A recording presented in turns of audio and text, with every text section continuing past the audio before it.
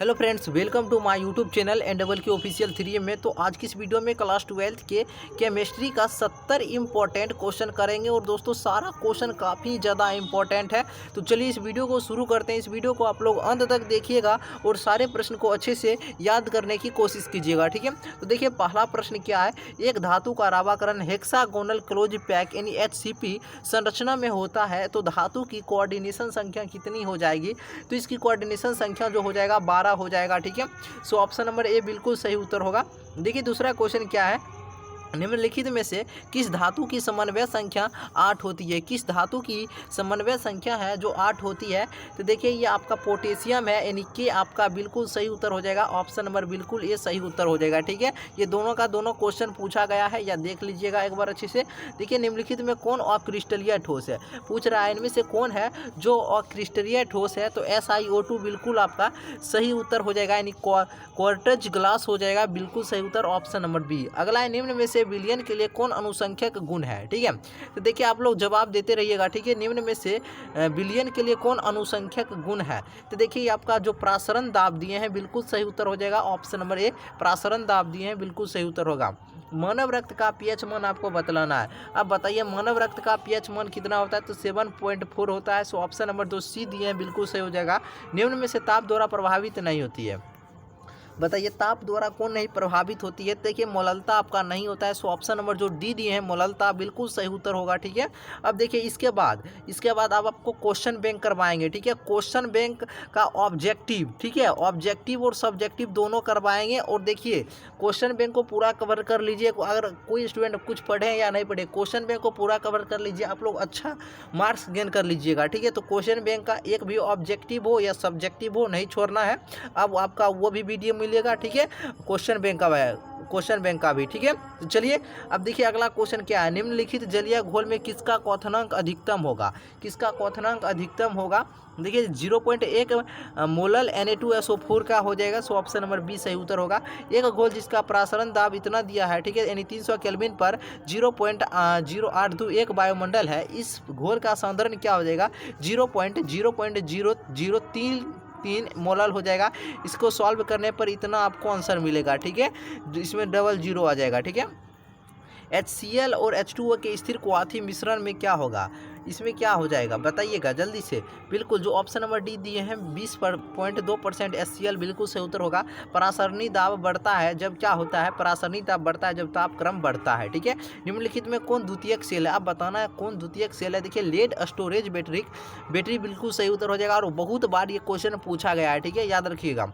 अगला है, किसी रासायनिक अभिक्रिया का वेग प्रभावित होता है, जल्दी से बताइएगा। देखिए ताप द्वारा और दाब द्वारा और सांद्रण द्वारा, बिल्कुल सही उत्तर हो जाएगा डी नंबर, इनमें से सभी के द्वारा हो जाएगा, ऑप्शन नंबर डी। अगला, किसी विलयन के 200 ml में 2 ग्राम NaH घुले हैं, विलयन की मोलरता क्या हो जाएगा। इसकी मोलरता बताना है, 0.25 हो जाएगा। सो ऑप्शन नंबर ए बिल्कुल सही उत्तर होगा। एक विधि जिसमें किसी धात्विक गैस को हवा की अधिकता में उसके गलनांक के नीचे गर्म किया जाता है तो उसे क्या कहते हैं। उसे देखिए भर्जन कहा जाता है, ठीक है। कॉपर सल्फेट के घोल से अधिक के यानी पोटेशियम आयोडीन डालने पर उजला अवक्षेप प्राप्त होता है। यह उजला अवक्षेप क्या है, यह उजला अवक्षेप है आपका CuI2 हो जाएगा। सो ऑप्शन नंबर जो ए दिए हैं बिल्कुल आप लोगों का सही उत्तर हो जाएगा, ठीक है। और एक लाइक कर दीजिएगा, वीडियो को लाइक करते जाइएगा और चैनल को सब्सक्राइब जरूर कर लीजिएगा, ठीक है, जो न्यू स्टूडेंट है, और लाइक जरूर कीजिएगा।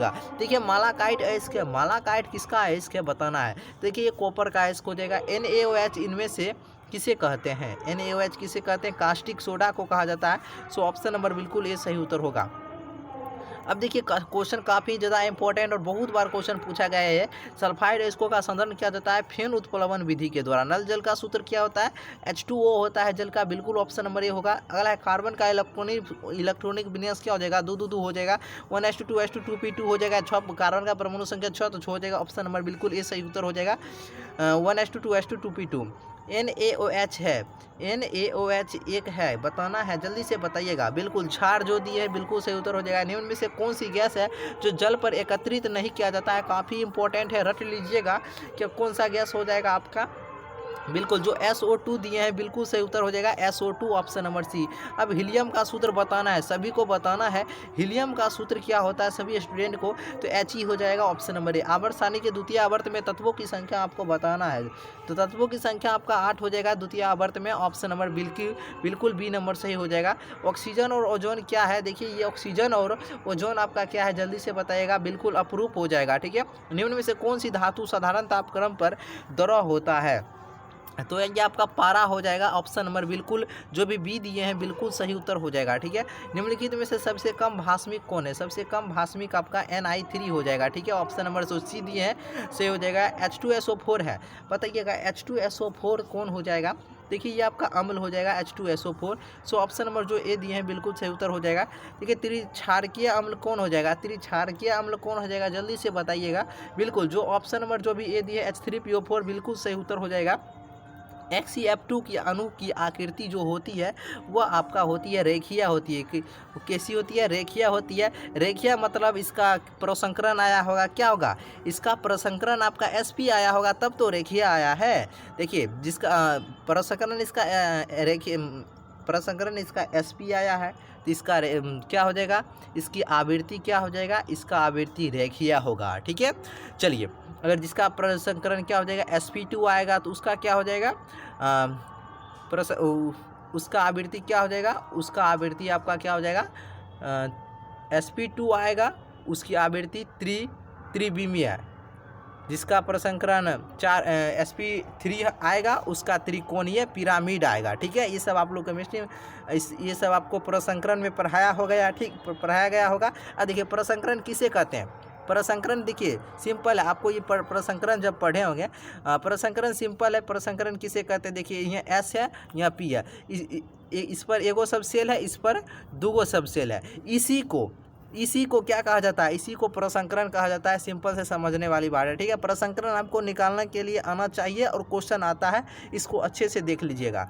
सफ़ेद फास्फोरस P4 अणु में इनमें से कौन सही नहीं है, बताइएगा इनमें से कौन से है जो सही नहीं है। देखिए 6pp सिंगल बॉन्ड होता है, यह बिल्कुल सही नहीं है, ऑप्शन नंबर बिल्कुल ए नंबर सही उत्तर हो जाएगा। देखिए निम्नलिखित में से कौन P ब्लॉक का तत्व है, देखिए P ब्लॉक का तत्व कौन नहीं है जल्दी से बताइएगा, बिल्कुल चलिए बिल्कुल ऑप्शन नंबर जो सी लगा रहे हैं Mg बिल्कुल सही उत्तर जाएगा। निम्न में से कौन P पाए सिंगल बॉन्ड D पाए बंद है, किस में हो जाएगा जल्दी से बताइएगा, बिल्कुल SO3 2 माइनस में हो जाएगा। सो ऑप्शन नंबर जो डी दिया है बिल्कुल सही उत्तर हो जाएगा।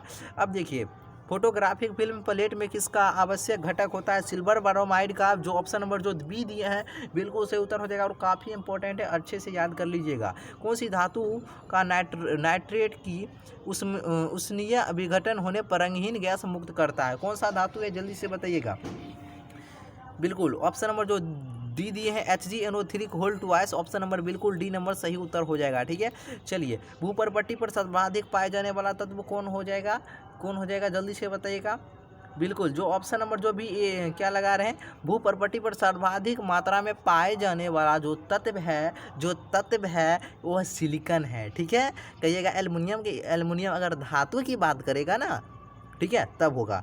ठीक है, तो सिलिकॉन आपका बिल्कुल सही उत्तर हो जाएगा। अब देखिए सही से क्वेश्चन पढ़कर जवाब दीजिएगा, हर बार में गड़बड़ नहीं करना है। निम्न में से कौन क्षारीय तत्व है, अब बताइए कौन सा है जो क्षारीय तत्व है, बिल्कुल सोडियम हो जाएगा, ऑप्शन नंबर बी। निम्न में से निम्नलिखित में रेड लेड कौन है, रेड लेड कौन हो जाएगा जल्दी से बताइएगा, रेड लेड आपका हो जाएगा Pb3O4 हो जाएगा। सो ऑप्शन नंबर जो ए दिए हैं बिल्कुल सही हो जाएगा। जटिल यौगिक इस यौगिक के कितने संभव समावयव हैं, बताना है इसमें कितने संभव समावयव हैं, तो 2 हो जाएगा।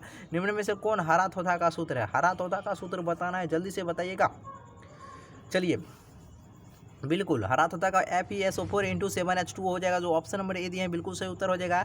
इसमें आपका निकेल का ऑक्सीडेशन नंबर आपको कहें अच्छे से निकालने के लिए आना चाहिए। ठीक है, तो इसमें ऑक्सीडेशन नंबर इसको बताना है जल्दी से बताइए, बिल्कुल जो भी ऑप्शन नंबर ए इसका ऑक्सीडेशन नंबर क्या हो जाएगा 0 आ जाएगा। ठीक है, ऑप्शन नंबर बिल्कुल क्या हो जाएगा ए नंबर बिल्कुल सही उत्तर हो जाएगा, इसका 0 आ जाएगा। ठीक है, निकोल को एक्स मानना है, उसके बाद मान रखिए आंसर मिल जाएगा। एल्काइन का सूत्र क्या होता है बताइए, एल्कीन एल्काइन, बताइए एल्काइन का सूत्र क्या हो जाएगा जल्दी से बताइए, सभी को आना चाहिए। CnH2n-2 होता है, एल्काइन पूछ रहा है CnH2n-2, एल्केन पूछे CnH2n+2, एल्कीन पूछे CnH2n, एल्काइन पूछे तो CnH2n-2। ठीक है, चलिए SN2 क्रियाविधि में निर्माण होता है, बताइएगा जल्दी से।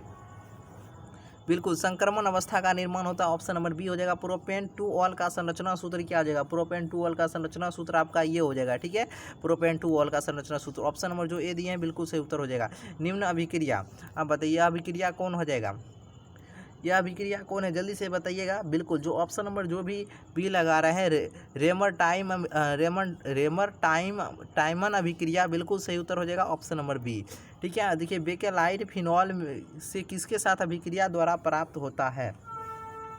बिल्कुल फॉर्मल्डिहाइड के द्वारा, ऑप्शन नंबर सी हो जाएगा। अभिक्रिया, इस अभिक्रिया, अब इससे उत्पाद क्या बनेगा? ठीक है, उत्पाद या प्रतिफल क्या बनेगा, जल्दी से बताइएगा।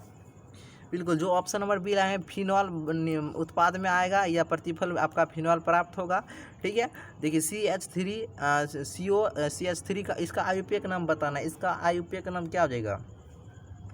चलिए प्रोपेनॉन हो जाएगा, प्रोपेनॉन हो जाएगा, ऑप्शन नंबर बिल्कुल ये सही उत्तर हो जाएगा। HCOOH एक है, यह एक क्या हो जाएगा? यह आपका एकल भास्मिक अम्ल हो जाएगा। सो ऑप्शन नंबर बिल्कुल ये सही उत्तर हो जाएगा, एकल भास्मिक अम्ल। कौन सा यौगिक को गर्म करने पर विघटित नहीं होता है? जल्दी से बताइएगा कौन सा इसमें से कौन सा यौगिक है जिसको हम गर्म करेंगे वह विघटित नहीं होता है? जल्दी से बताइएगा। Na2CO3 हो जाएगा, ऑप्शन नंबर ए। अब बताइए इस रिएक्शन को क्या, यह प्रतिक्रिया क्या कहलाती है? देख लीजिए, आप लोग ऑर्गेनिक में पढ़े होंगे, इस रिएक्शन को, इस प्रतिक्रिया को क्या कहते हैं? जल्दी से बताइएगा। बिल्कुल रोजेनमुंड प्रतिक्रिया कहते हैं। ठीक है, तो रोजेनमुंड बिल्कुल सही उत्तर हो जाएगा। प्रतिक्रिया को अब बताइए इस प्रतिक्रिया को अब क्या कहते हैं? जल्दी से बताइएगा। रिएक्शन को देखिए, बताइए कौन सा प्रतिक्रिया है, जल्दी से बताइएगा। बिल्कुल जो भी ऑप्शन नंबर बी लगा रहे हैं रोजेनमुंड रिएक्शन, बिल्कुल सही उत्तर हो जाएगा। ठीक है, ये भी आपका रोजेनमुंड रिएक्शन है। ठीक है, चलिए अगला क्वेश्चन देखते हैं। आपका अगला क्वेश्चन क्या है? कार्बोनिक समूह के कार्बन पर कौन सा प्रसंकरण होता है? कार्बोनिल समूह के कार्बन पर कौन सा प्रसंकरण होता है? जल्दी से बताइएगा। सिंपल है, इसको देखकर भी आप लोग बता सकते हैं। बताइए क्या हो जाएगा? क्या हो जाएगा? sp2 हो जाएगा। बिल्कुल ऑप्शन नंबर जो भी क्या लगा रहे हैं, ऑप्शन नंबर जो बिल्कुल हो जाएगा क्या हो जाएगा? ऑप्शन नंबर बिल्कुल sp2 हो जाएगा। 3 गो सिग्मा बॉन्ड आ जाएगा, एक और डबल बॉन्ड में एगो आता है, तो सिंपल आपका क्या हो जाएगा? sp3 के लिए 3 गो सिग्मा बॉन्ड हो जाएगा, लोन पेयर एक को गना है, sp2 हो जाएगा, option number B. Oil of mirbane कहलाती है, बताइएगा यह क्या कहलाती है? नाइट्रोबेंजीन कहलाता है, ऑप्शन नंबर सी। निम्न में से कौन प्रबल क्षार है? सो आपका बेंजीन एमीन हो जाएगा, ऑप्शन नंबर जो भी ये दिए हैं बिल्कुल सही उत्तर हो जाएगा। एनिलीन में पाए बंधुओं की संख्या बताना है, सिंपल है। एनिलीन, एल्केन, एल्कीन, एल्काइन, अब एनिलीन में आपको बताना है। आप एनिलीन को पढ़ने से ही आप लोग बता दीजिए, और पाए बंधुओं की संख्या पूछ रहा है एनिलीन में, जल्दी से बताइएगा। बिल्कुल ऑप्शन नंबर जो भी एनिलीन में पाए बंडों की संख्या आपका 3 हो जाएगा, ऑप्शन नंबर बिल्कुल डी नंबर आपका सही उत्तर हो जाएगा एनिलीन में। ठीक है, CONH2 ग्रुप को क्या कहा जाता है? इस ग्रुप को क्या कहा जाता है? इसे एमिडो ग्रुप कहा जाता है। ठीक है, C2H5NH2 का आयुपेक नाम क्या है? इसका आयुपेक नाम आपका हो जाएगा इथेनोमिक हो जाएगा, ऑप्शन नंबर ए। NH3 में N का प्रसंकरण बताना है, अमोनिया में N का संकरण बताना है। जल्दी से प्रसंकरण अमोनिया का बताइएगा, जल्दी से बताइएगा। अमोनिया का प्रसंकरण कितना हो जाएगा? बिल्कुल sp3 हो जाएगा। ठीक है, सिंपल है, अमोनिया का निकाल लीजिए, ऑप्शन नंबर ए आ जाएगा। ठीक है, चलिए अगला क्वेश्चन की ओर बढ़ते हैं। अगला क्वेश्चन क्या है? कौन अत्यधिक क्षारीय है? अब बताइएगा कौन अत्यधिक क्षारीय है? CH3 हो जाएगा, ऑप्शन नंबर जो भी डी दिए हैं बिल्कुल सही उत्तर हो जाएगा। ठीक है, प्राकृतिक बहुलक है, प्राकृतिक बहुलक कौन हो जाएगा? ये आपका रबर और क्षीर हो जाएगा। पॉलीमर बनाने की सबसे छोटी इकाई क्या कहलाती है? इस इकाई को मोनोमर कहते हैं। ठीक है, निम्न में से कौन सा प्राकृतिक बहुलक है? कौन प्राकृतिक बहुलक है? प्रोटीन हो जाएगा। ठीक है, प्रोटीन हो जाएगा। क्षारीय एमिनो अम्ल का उदाहरण है। ठीक है, क्षारीय एमिनो अम्ल का उदाहरण है हिस्टिडीन हो जाएगा, हिस्टिडीन। निम्न में से किस एंजाइम द्वारा प्रोटीन का पाचन होता है? तो ये आपका पेप्टाइडेस द्वारा होता है। सो ऑप्शन नंबर डी हो जाएगा। एस्कॉर्बिक अम्ल है, एस्कॉर्बिक अम्ल है तो आपका विटामिन हो जाएगा। और औषध जो दर्द निवारक का कार्य करती है वह क्या कहलाती है? सो ये आपका पीराहारी कहलाती है। Option number B. एलएसडी देखिए नाम लिखा है, यह क्या है बताइएगा? तो यह आपका साइकोडेलिक औषध है। ठीक है, ऑप्शन नंबर सी। निम्न में से किसमें मैग्नीशियम है? ठीक है, तो मैग्नीशियम आपका क्लोरोफिल में हो जाएगा। Option number A. अब देखिए ज्वर को कम करने वाली उपयोगी दवा को क्या कहते हैं? तो ज्वरनाशी कहते हैं। Option number A. देखिए 70 क्वेश्चन को एक बार अच्छे से देख लीजिए। और देखिए आप लोगों का एग्ज़ाम जो है ना बहुत ही नज़दीक आ चुका है। तो कोई भी स्टूडेंट, किसी भी स्टूडेंट को फ्रस्ट्रेट नहीं होना है। ठीक है, जितना भी पढ़े हैं उसी को रिवाइज करते जाना है और इसको ही रिवाइज कर लीजिए, आपका कोई भी दिक्कत नहीं होगा कहीं पर भी। सो किसी को भी फ्रस्ट्रेट नहीं होना है और जितना भी आप लोग नोट्स बनाए हैं उसी को रिवाइज करते रहिए और अच्छा मार्क्स आप लोग गेन कर पाइएगा। ठीक है, तो चलिए आज के लिए इतना ही, फिर मिलते हैं एक नए वीडियो के साथ।